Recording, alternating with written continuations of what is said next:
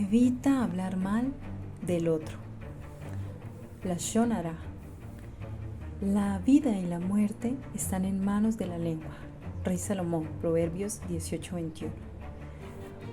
Uno estaba sentado tomando café en el centro comercial. Esperaba a una amiga que había trabajado con él hace tiempo. Cuando su amiga Eva llegó, dentro de la conversación, uno le preguntó a Eva sobre una amiga en común llamada Ana. Uno le decía a Eva que a Ana no le gustaba mucho. A él no le gustaba el comportamiento de ella y la forma de hablar. En ese momento, Eva lo detuvo. Le dijo a uno acerca de la Lashon Hara, la cual se conoce como lengua del mal o lengua para el mal, y se refiere al acto de hablar despectivamente o hablar mal de otra persona. Uno se incomodó un poco al inicio por ese comentario de Eva. Sin embargo, luego fue más receptivo al respecto y se mostró deseoso de saber más. Eva continuó diciendo, existen 3 maneras de hablar mal de alguien. Rejilut o chismear o contar cosas de la intimidad de otro, aunque no sea algo negativo. Lashon Hara, hablar mal de otro, aunque sea verdad. Y Motzi Shem Ra, difamar hablando mentiras sobre el prójimo. Explicó Eva tomando su café. A lo que uno respondió, es decir que aunque yo diga algo cierto de alguien y eso sea algo malo de esa persona, ¿es hablar mal de esa persona? Eva respondió, sí, claro, uno, así sea cierto lo que dices. También funciona al contrario. Si hablas bien de la persona, la potencias porque estás invirtiendo tu energía en ella. Es importante que comprendas que la Lashon Hara genera división entre las personas, enemistad y desprecio. Eva continuó. 1. Te voy a contar una historia. ¿Recuerda la enfermedad de la lepra, también llamada tzaraat? La cual sería equivalente al cáncer en esta época moderna. En la antigüedad, las personas que tenían lepra debían presentarse ante el sumo sacerdote, ante Aarón, o ante alguno de sus descendientes. Esto pasaba porque Aarón amaba a los demás tan intensamente que era capaz de neutralizar esas fuerzas negativas de hablar mal de otros. Cuando él veía a 2 personas en conflicto, se acercaba a cada una y le decía, ¿sabes? Tu amigo realmente se arrepiente de ese altercado. De hecho, me pidió que hable contigo. Él te quiere y quiere hacer las paces. Luego, repetía el mismo mensaje a la otra persona involucrada y así lograba que se calmaran y que se amigaran. Uno preguntó, ¿es decir que en ningún caso deberíamos hablar mal de alguien, sea cierto o no, decir mentiras respecto a la otra persona? No, uno, en ningún caso, puesto que al hacerlo no solo afectas a la otra persona, a la persona que te escucha y a ti mismo también. Además, por algo, la divinidad nos dio 2 puertas para la boca, los labios y los dientes.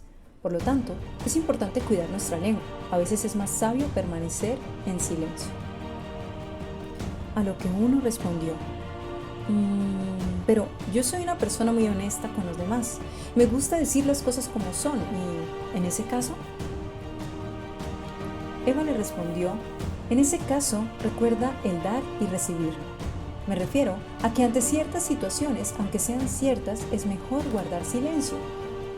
Entiendo que seas sincero, solo que piensa algo. Si tu hermana o tu prima tiene un novio que tú sabes que no le conviene y ella te cuenta que terminan, ¿qué crees que sería lo justo si tú amas a tu hermana? Lo justo para darle en ese momento. ¿Decirle que tú le habías dicho que no estuviera con ese hombre y que no le convenía? ¿O simplemente la consolarías, la escucharías y la ayudarías a sentirse mejor? Uno respondió, la escucharía y haría lo posible para que se sintiera mejor.